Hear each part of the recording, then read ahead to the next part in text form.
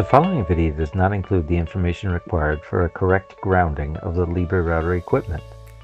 For more information on grounding, consult via email to info@altermundi.net or the contact forms available at altermundi.net or LibreRouter.org.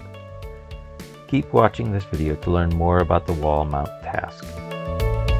In this episode, Estela and Julio, who are part of the QuintanaLibre network, will show us how to assemble a LibreRouter.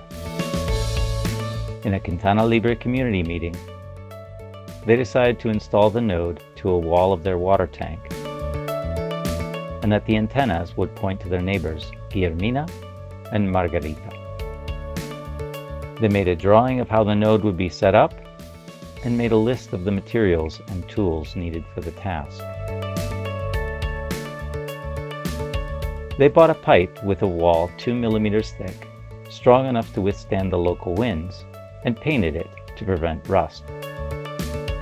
Once the paint was dry, they marked 5 points on the wall, 2 for each tube strap separated from each other by 80 centimeters, and 1 in the middle for the screw through the pipe. Then they drilled holes with a number 8 masonry drill bit and placed wall plugs in the holes.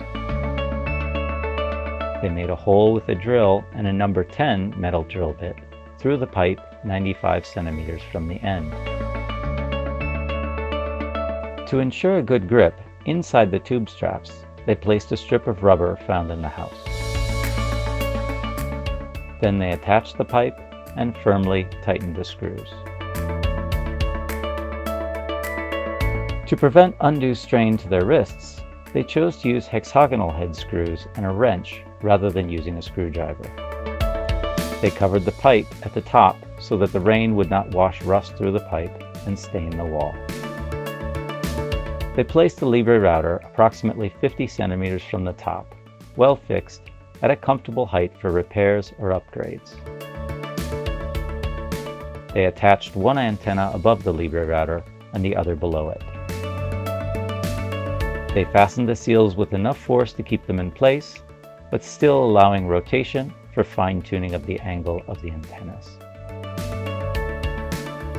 Then they took an outdoor double-sheath network cable and placed an RJ45 connector on one end.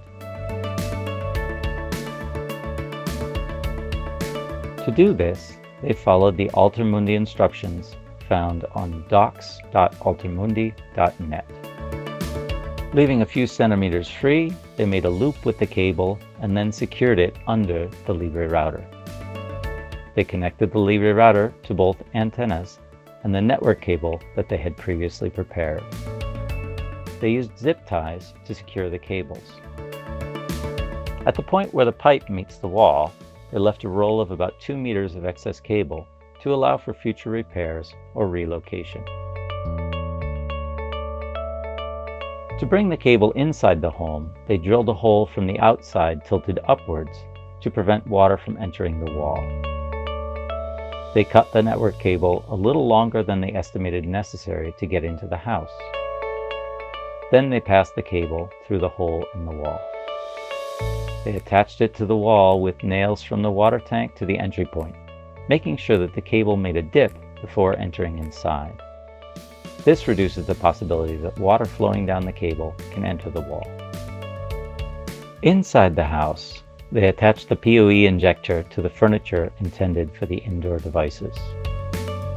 They did the same with an indoor home router to provide better Wi-Fi coverage inside. They also installed a dedicated extension for the computer equipment and connected 2 mainline voltage stabilizers to the same piece of furniture. These stabilizers will protect the PC, the monitor, the printer, the node power supply, and the internal router power supply. They placed an RJ45 connector on the other end of the network cable and checked it with a network cable tester. The test passed. Both tips showed a complete light sequence from 1 to 8 and ground.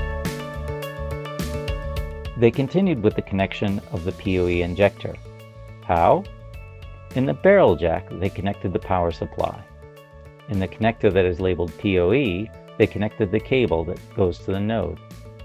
In the LAN connector, they plugged a short network cable, usually called a patch cord, to the internal router.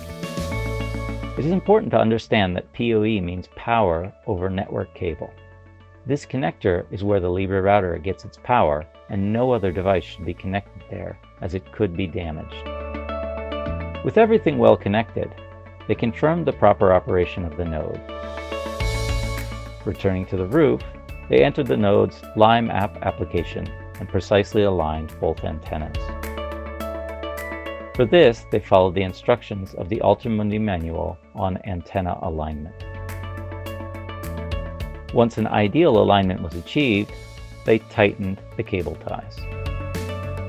Then they went on to further tidy up the connection using a cable tie every meter.